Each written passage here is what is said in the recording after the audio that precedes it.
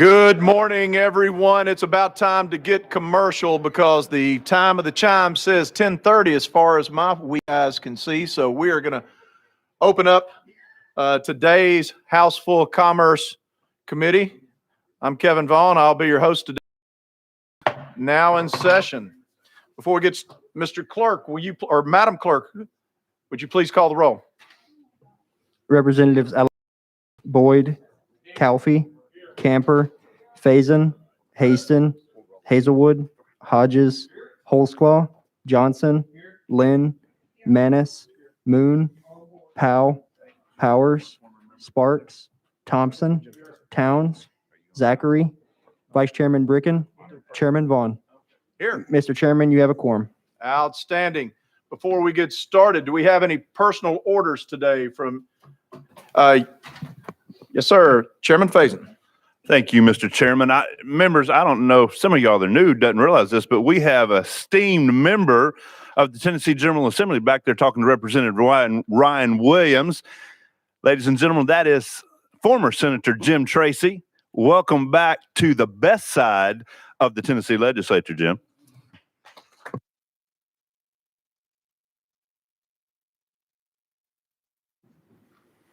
Anyone else?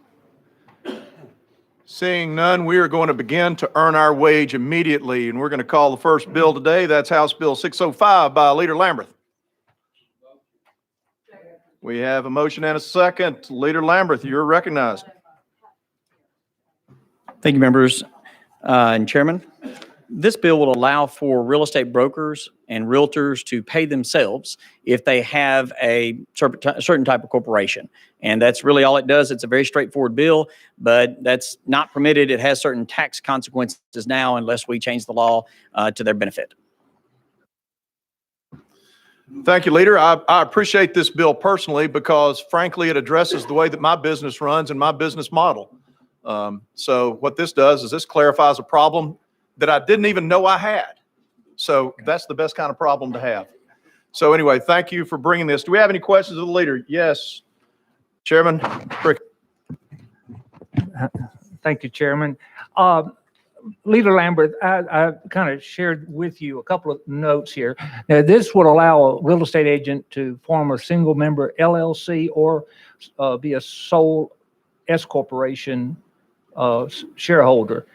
So it's just for single member LLCs and sole S corporation. The issue that I really caught my eye on this thing is the lack of a fiscal note that probably is in the millions of dollars on the positive side, because every LLC is $300 a year to file and $100 minimum franchise fee.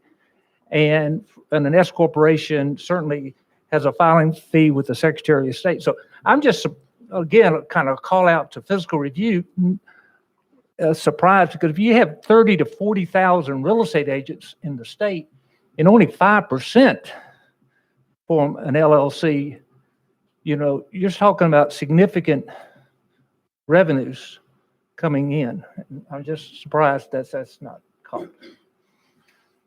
To ease your concern over that, Chairman Brickens, I might add that while there's 30 or 40,000 real estate agents, those are affiliate brokers. You only have, there's a much smaller pool of what are general brokers, or what they call master brokers license within the state. So that's a much smaller number. What this is going to do is this will allow me to no longer, Township Realty Services, by the way, shout out to all the hardworking agents at Township back in Collierville.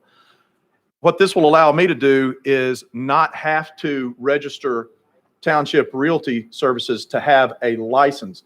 My broker's license will still suffice, so I don't have to carry two licenses within the department. So I understand your point, but I think the number may be much smaller. I realize there's a positive fiscal note, but I don't think it's extraordinary with regards to that. But regardless to that, while you're making a point here, let me say this is a very positive piece of legislation for those of us in the realty community. Let me clarify that. The way I understand it, I like the sponsor to add, if I'm a real estate agent under a broker or associate broker agent, This bill would give me as a real estate agent the right to form a single member LLC and for my broker to write my check to Rush Bricken LLC instead of just to Rush Bricken. That's the way I understand this bill to be.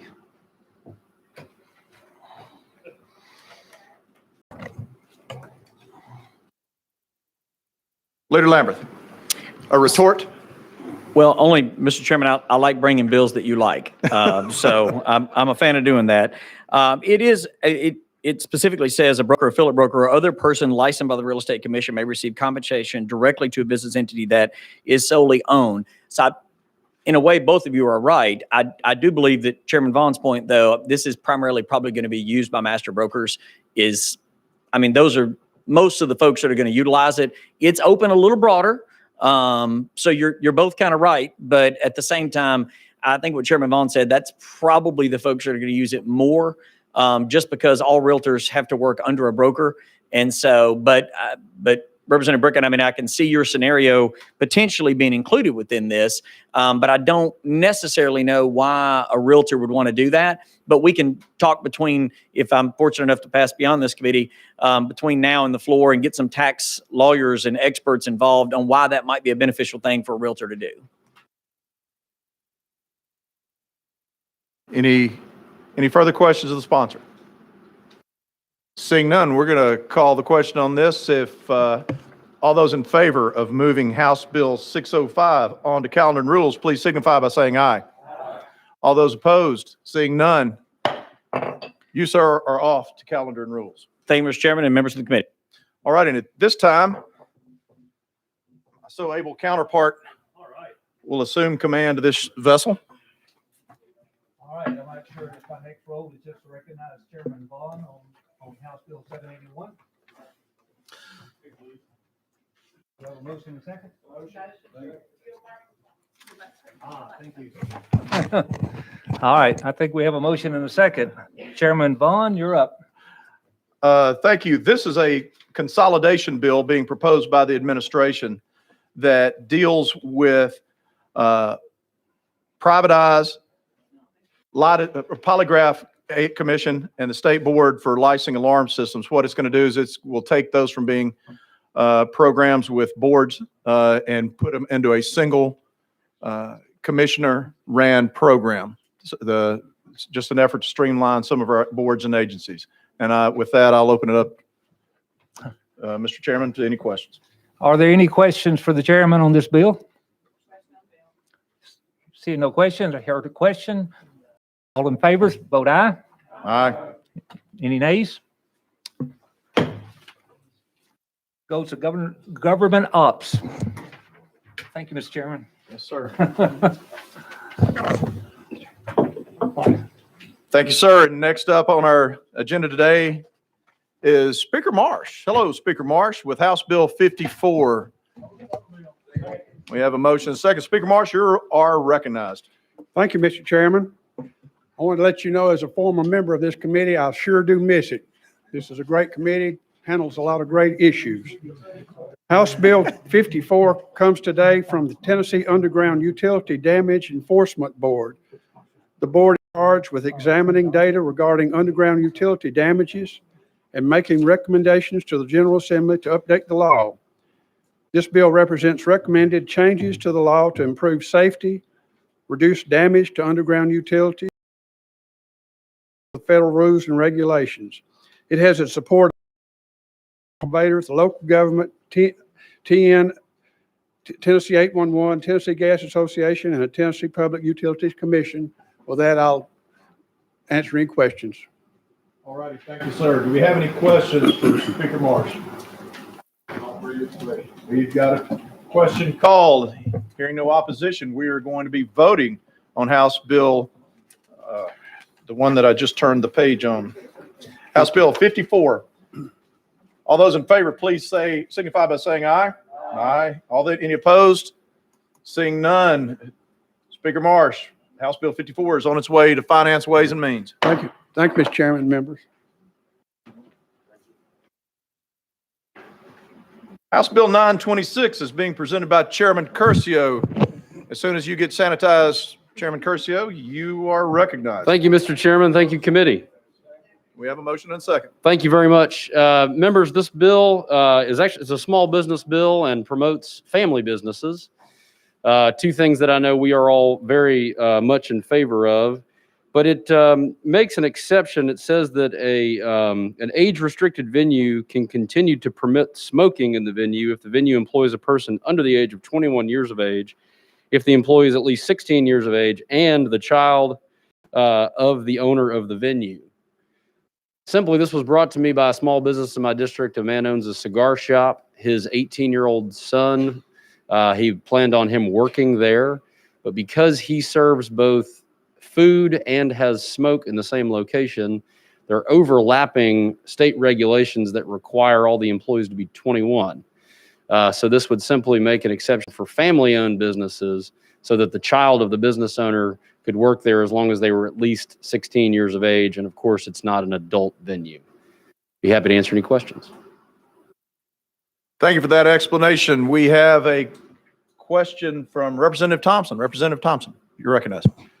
Would this include someone under 21 working at a place where alcohol is served as well? Thank you, Mr. Chairman, and thank you for the question. That is already allowable. It's not it's not really within the purview of this bill. Thank you very much. Any further questions for Chairman Curcio? Seeing none, we're going to be voting on House Bill 926 to see whether or not we want to send it to calendar and rules. All those, please signify by saying aye. Aye. Any opposed? I have one no. Please let your no be recorded with the clerk. And with that, you're off to calendar and rules. Thank you, Mr. Chairman. Thank you, committee. House Bill 120 is being presented by Chairman Whitson. Chairman Whitson, you are recognized following sanitation procedures. We have a motion and a second. You're in proper posture, sir. Thank you, Mr. Chairman. Welcome to Commerce. Thank you, committee. Appreciate this. House Bill 120, domestic violence, requires any person seeking a license as a cosmetologist, manicurist, anesthetician, natural hairstylist, or barber to successfully complete a free course prescribed by the State Board of Cosmetology and Barber Examiners. This course will train these professionals to recognize potential domestic violence and how to share resources with clients they believe are in need or in danger. Nearly half of all crimes in Tennessee are domestic violence related, and Tennessee ranks 9th in the nation for the rate that men kill women. I served as foreman of the Williamson County Grand Jury for years, and I quickly discovered domestic violence does not discriminate and impacts individuals regardless of race, economic status, age, or education level. Most victims of domestic violence will not report their abuse to law enforcement, but they are more likely to tell someone they trust or with whom they have a long-standing relationship. Salon professionals see their clients on a regular and routine basis, even during this pandemic. Salon professionals who typically create special relationships with their clients and hear about their personal lives are in the perfect position to identify physical signs of abuse like bruises or change in everyday behavior. This bill does not make salon professionals mandatory reporters and does not hold them civil or criminally liable for acting in good faith or failing to act on information learned from their clients. This bill has a four-year implementation window for current license holders and will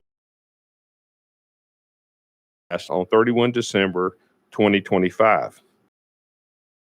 The YWCA Nashville and Middle Tennessee, Michelle Mowry Johnson, and her incredible team for working so hard to bring this legislation forward, but also Suzanne Post for having the courage to speak out and take actions to support and protect every victim of domestic violence in Tennessee.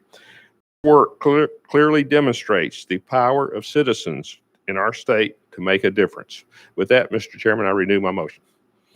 Thank you, Chairman Whitson. I've been a little bit derelict in my duty. I understand that we also have an amendment that's traveling with this bill. Do I have a motion for amendment? And could you verify our tracking code, please, sir? Yes, that amendment we put on of, I have 1593, Mr. Yes, sir. Chairman. That's it. Right, and that was just to correct a technical correction. It doesn't really rewrite the bill, but it makes the bill because we had the Tennessee Coalition to End Domestic Violence and Sexual Assault listed incorrectly in the original legislation. All righty, thank you. And so first, folks, we're going to be voting on that amendment, voting on Amendment 1. All those in favor of Amendment 1, please signify by saying aye. Aye. Any opposed? Hearing none, Amendment 1 is attached to House Bill 120. And before we vote on this, let's say I understand that the ladies that have been assisting you on this have done a great job, and we appreciate y'all bringing this to the focus and to the forefront, and we appreciate you for being here today. With that, having no other questions on Bill. Oh, Representative Lynn, I'm sorry, I didn't catch your hand down here. The glare is,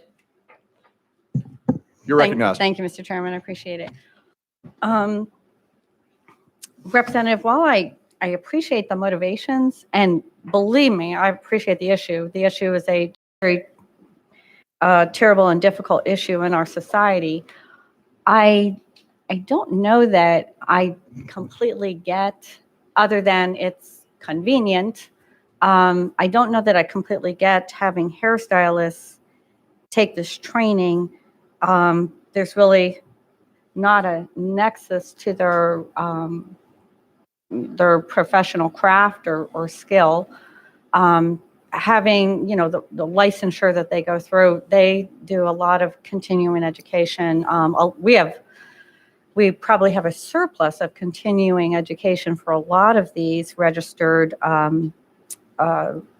professionals and for licensed people, a surplus of continuing education. And so I completely get the issue. It's terrible. I totally get it. But other than just having a group that, found that they could have the power to force these licensed trade to take this training, and maybe a lot of people in this trade would, maybe they'd find it useful. I just don't see the nexus. I wanted to say that because sometimes we just go down weird roads, and I'm not saying it is not worthy. I'm not saying, hey, maybe we should all take this training as legislators. Maybe this should be part of our annual or biannual training, that we do this as legislators. It's just using the force of law to force people to go through the training, even if there may be a good outcome. I just don't get it. I don't see the nexus. These people spend money to go through their licensure for their continuing education. It's time out of their day where they could be with their family or making money or whatever. To me, it's just, there's no nexus. It's kind of weird. It seems like it's convenient, and it is. I get it. And listen, if I had the gumption and the ability to force licensed trades to take continuing education in something I wanted them to take continuing education in, like maybe recognizing signs of mental illness or something like that, boy, I'd love it. But I really don't see the nexus, and I just wanted to clarify that. I'll probably vote for it anyway, but I don't understand, other than, being able to just get it done. I don't understand, and the convenience, yes, it's probably convenient. I don't understand why we would do this with these licensed Chairman Lynn, thank you professionals. for that. The sponsor would like to respond. Well, thank you for those comments, Chairman. And I understand, because I fought to reduce the training requirements for locksmiths, but this is different. And let me just share with you a note I received last year when I first introduced this legislation from an owner of a salon and also a member of the Board of Cosmetology. She states, as an owner of 2 schools and also a board member, I feel that educating my students on what to look for if they have a client that is being abused in any way or shape or form is essential in today's times because of this epidemic we have with domestic violence. Adding 1 hour of training in their initial course of 1,500 hours to the warning signs of abuse would be no problem in the school. It's no different than us teaching how to check for skin cancer. So many lives could be saved. Also, when this was presented to the Board of Cosmetology, they had no issues with this. The department had no issues with it. And it was brought actually by a salon owner. So, Thank you, sponsor. I have a couple other people that like to ask you a question. Representative Alexander? Thank you, Chairman.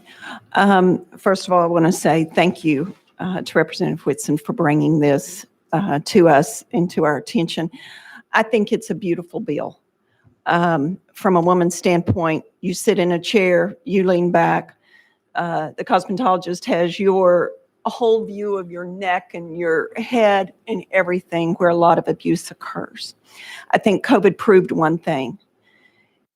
Kids that aren't seen by doctors, kids that aren't seen by schools, abuse was not reported, and therefore our abuse numbers went down. But trust me, they were still occurring even though the numbers weren't showing they were occurring. They were just not visible. And when we have an opportunity to be able to be seen by another pair of eyes and another pair of hands that could possibly help a woman who's crying out for help, why would we not pass this bill? Thank you very much. and thank you, Representative. This is up to 1 hour training. The free film that's available for the cosmetologist and barber to use is actually around 25 minutes every 2 years. Thank you. All right, Representative Sparks? Yeah, thank you. Chairman, sorry to be late. I was at a hospital visiting a friend, so I didn't get to pick up on the earlier part. Is this a cost to the stylist, to the salons? No, this is provided free. And in fact, one of the largest companies in the U.S. that provides supplies and services to the cosmetologists and barbers have developed this also free for the license holders, but also there's other options available. If approved by the board, they could take it in person, online, and so it's free at no cost. Yeah. Well, I own a salon. My wife and I do. We've owned 2 of them. We probably had about 25 stylists, both men and women, come through our business. And I've never had anybody mention this issue. Now, my wife talks about stories of somebody battling cancer, the grief. I hear it from her all the time. A lot of these times, these stylists are almost therapists and counselors, if you will, and they do an awesome job with it. I've never seen where this needs to be required. I can understand if it's highly recommended. I kind of see it as a little bit of a government overreach, because if we're going to go here, or we're going to have realtors do this, or we're going to have locksmiths do this, who else? How far are we going to go with government? Because they're very stylists. That's 1,500 hours. 1,500 hours to learn to cut hair. I think it's overreach, and I tend to agree with my colleague from Wilson County. But thank you for bringing awareness to a serious issue. I just don't know if we need to mandate this on small businesses that are, these girls and stylists are struggling. They are struggling. So just want to make my piece. Thank you. No, Bill sponsor? no. Well, when you say mandate, again, there's no requirement for them to report this, and they cannot be held criminally liable if they fail to report it, or if they civilly liable if they report it. They can just refer. One follow-up here, Chairman Sparks. Why do we need it then? For education to be aware of, I'm sorry, Mr. Chairman. To make them aware there is a problem in this state, and also to make them aware to look for the signs of abuse or neglect, and they can refer their clients who they develop a relationship with to the appropriate help. It may save a life. I learned this foreman of the grand jury. If a man puts his hands around a woman's neck, more than likely she's going to end up dead.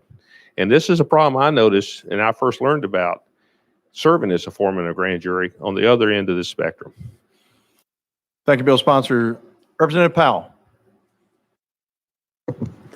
Thank you, Mr. Chairman. just want to thank the sponsor for bringing this piece of legislation. I think it's important. And as others have alluded to, cosmetologists and barbers and stylists are oftentimes playing many roles besides just making us look good and keeping us well kept. They, oftentimes are therapists and hear from customers all different types of stories and see things. So, I mean, we're talking about a percent of their total time to spend on this small issue. And I think that that's a small amount that they can spend just to help in a situation they might find themselves in, so they're more knowledgeable on how to address that. Because unlike some of the other professions that were referenced, I feel like that the difference here is that the amount of interaction that they have with customers on a weekly, monthly basis. And so I think that's important. In a lot of communities, the stylists and barbers play a critical role in the community and interacting with those customers and those neighbors and friends. So I appreciate you bringing this, and I think it's going to help keep us safer as a state. Thank you, sir. Representative Calfee. Thank you, Mr. Chairman. Full Bird Colonel Whitson. I believe this is a good bill, and I think I heard that this is free, number one. Correct. And it's about 25 minutes every 2 years? Yes. Okay, that's not much of a burden on. I've been corrected by the smarter folks on this legislation. It's a one-time, not every 2 years. Okay. 25 minutes. I'm sorry. That's even better, and thank you for that. Thank you, Mr. Chairman. Thank you, sir. Representative Lynn. Thank you, Mr. Chairman. And again, I think I agree with my friend from Rutherford County. I just see it as a government overreach, and we must be careful where we stop. And I'm not saying it's not a good thing. It's wonderful. But plumbers and electricians go into homes, they're licensed. We could require them to have training on mental illness, on the signs of drug addiction, on children, child abuse, on many different things. There's many different professionals who we could require similar training. I'm not saying it's not a good thing. Please don't think I'm a terrible person for that.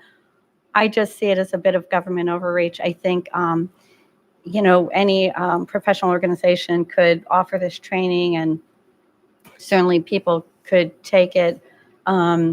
I just see it as an overreach. And like I said, I'll probably vote for it because I'd look terrible if I didn't.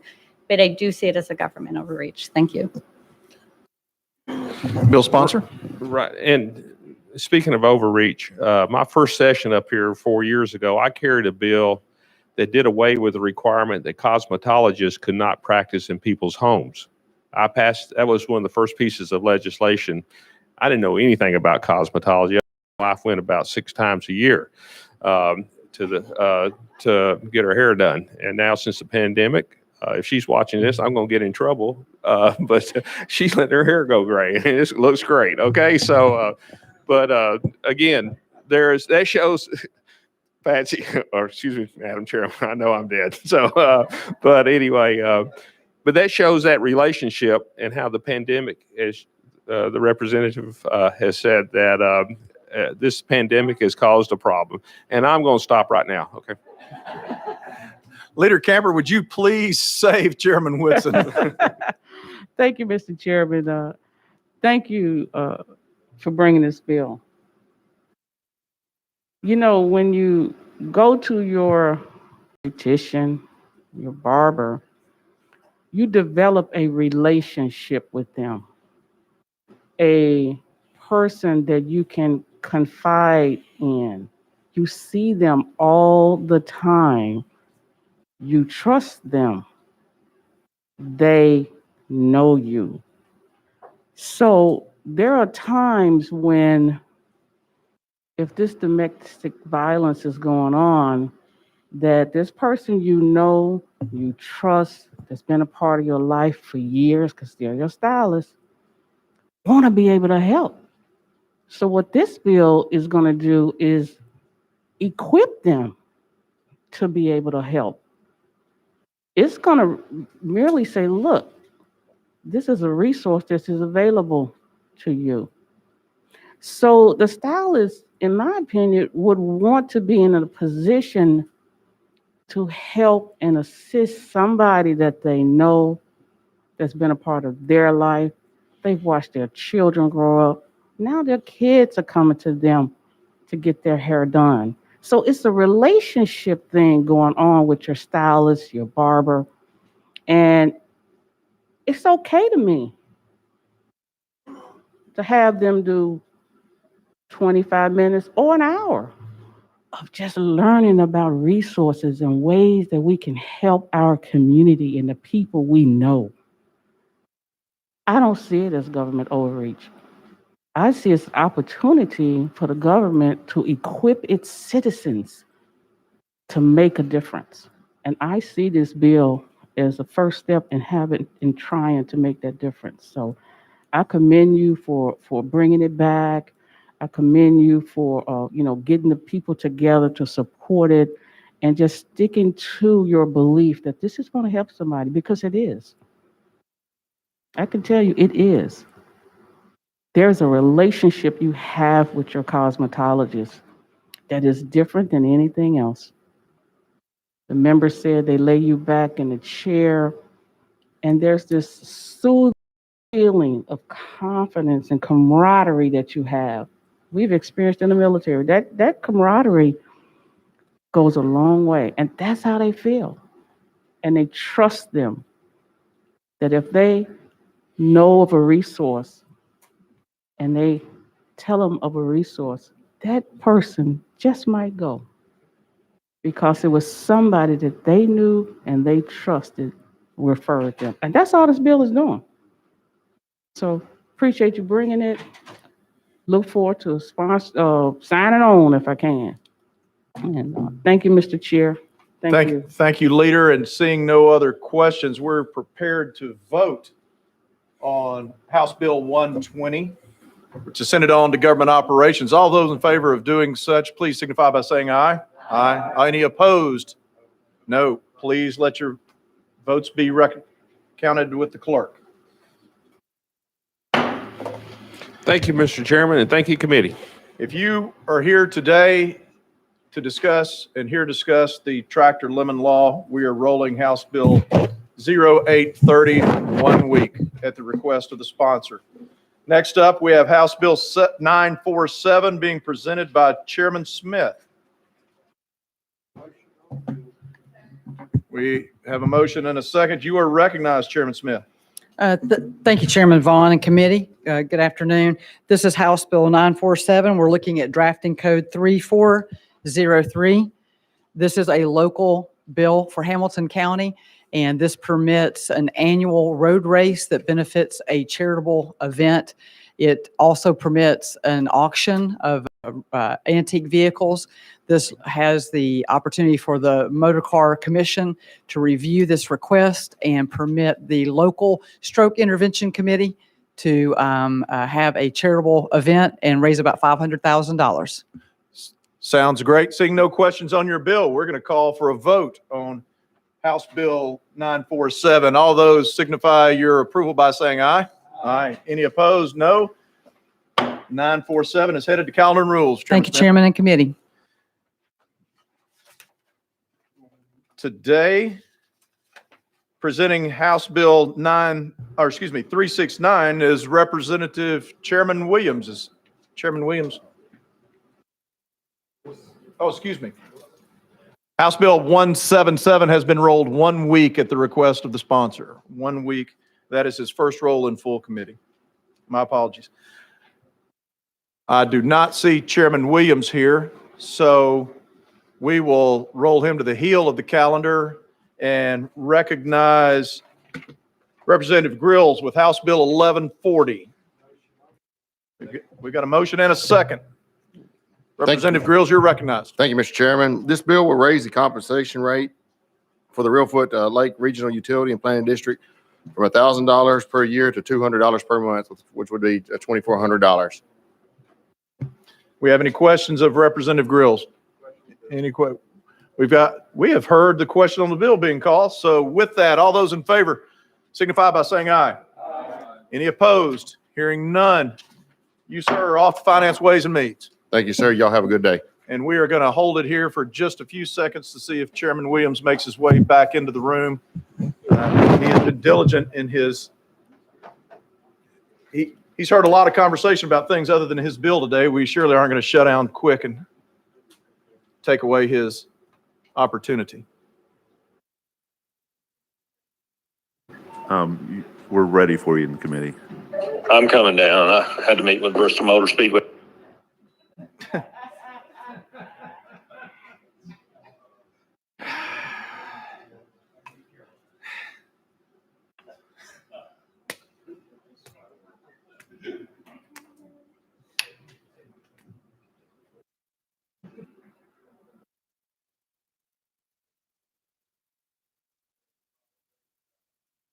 I think I have old age, not as well as I should, as discretion. So I'm just going to leave that one there, and we'll patiently wait on Chairman Williams.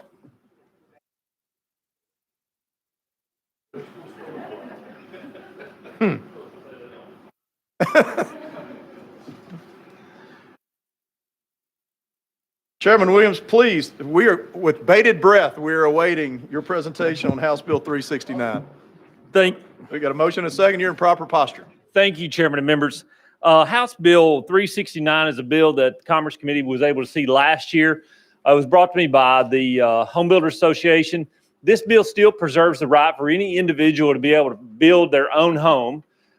This bill would require someone to, if they pulled their building permit to build their own home, they would have to go to the Registrar of Deeds and say as a building that they were the building permit puller in this case. And in so doing, it would stay on the Registrar of Deeds until 4 years. You could then, after 4 years, remove that affidavit at the Registrar of Deeds. It still preserves the right. If you build your own home, you still have to retain ownership of that home by state statute for 2 years. This is to keep people from continuing to pull building permits without being a licensed contractor. So this also is being supported by the banking institutions as well as realtors. I'm happy to answer any questions you may have. Well, any objections to calling the question? We've got two. Is two enough? We've got a third. All right, Leader Camper. Thank you. Thank you, Mr. Chairman and members, for allowing me to ask this one question. I was telling the chairman I had a question about his bill. So you build it and you have to keep it in your possession for, you said 2 years before Yes. you. And so when you do decide to sell the property, are there any disclosures that you need to make to the potential buyer of the property? Could you explain that part to us? Yes, the way the affidavit system works, it's filed at the Registrar of Deeds. So whenever you go for a loan closing as the home buyer and they pull any liens or any information at the Registrar of Deeds office, it'll be there. So a disclosure wouldn't be necessary. A real estate agent could ask the homeowner, but it doesn't statutorily require the homeowner to say that they're the ones that built it. The affidavit would replace the need to do that. And you said the affidavit is there for how long? The affidavit, once filed, could be on there for 4 years. It could be on there for in perpetuity if you wish. Okay. But you can remove it after 4 years. Okay. Thank you, Mr. Chairman. Thank you, Chairman. Representative Powell. Just a quick question to the sponsor. You mentioned for 2 years, they would have to maintain ownership of the home. If for some reason they had a job change or something, I mean, they'd still be able to sell their home, correct? There are exceptions, obviously, to the rule, and the one that you give is one of those exceptions. The reason why the state statute requires that you can do one only every 2 years is to prevent someone from circumventing the licensure. Okay, but they couldn't go, and I appreciate the answer, Mr. Chairman. They couldn't go about then, they build a home, they'd have to wait another 2 years before building a second home using this carve out. Correct. Okay, thank you. Seeing no more questions, anybody, no more questions I see. So we're now prepared to vote on House Bill 369. All, please signify your approval by saying aye. Aye. Any opposed? Seeing none. The ayes have it, and we're off to calendar and rules for you. Thank you, Chairman, Williams. members, for your waiting. And that, folks, is as much fun as we're allowed to have today. So seeing no objections, we are now adjourned.